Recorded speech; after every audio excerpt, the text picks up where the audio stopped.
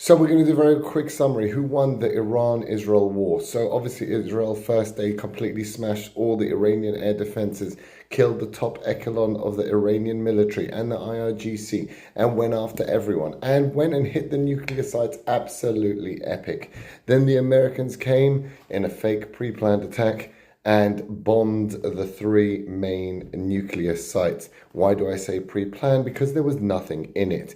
You would expect if you hit a mercury factory underneath oil storage facility, there would be some leakage. There would be some sign that there was a leakage, right? This is, mercury is toxic and oil is, a pollutant.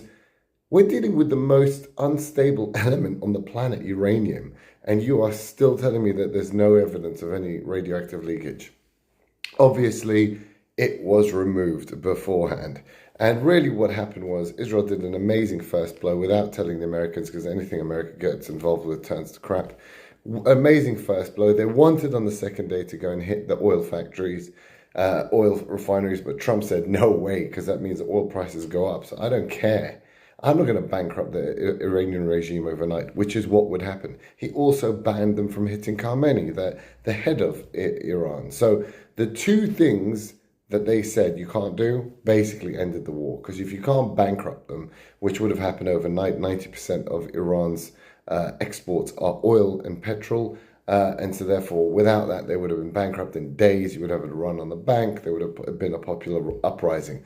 Without that, that's it, you lost. So therefore, Israel was bombing stupid targets after that and really waiting for the Americans to take out Fordow, which they probably did, but there was no material in there. All the nuclear stockpile had been moved to another site.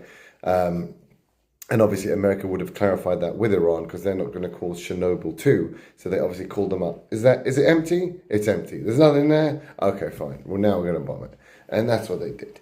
Then we have unconditional surrender. Trump was saying unconditional surrender, unconditional surrender.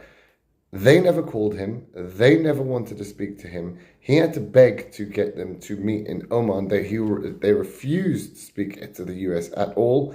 And in the end, the only reason they agreed to the ceasefire is sanctions relief. Yes, Donald Trump has now allowed them legally to sell all their oil to China, which basically allows them to rebuild their factories, rebuild all their arms they lost, buy a new weapons system, and entrench the regime who will now have billions and billions of money. And this is from the guy who said, if I was in charge, when I was in charge, Iran was bankrupt and Biden gave them billions. Yeah, Biden give them 40 billion. You just give them hundreds of billions. So the real winner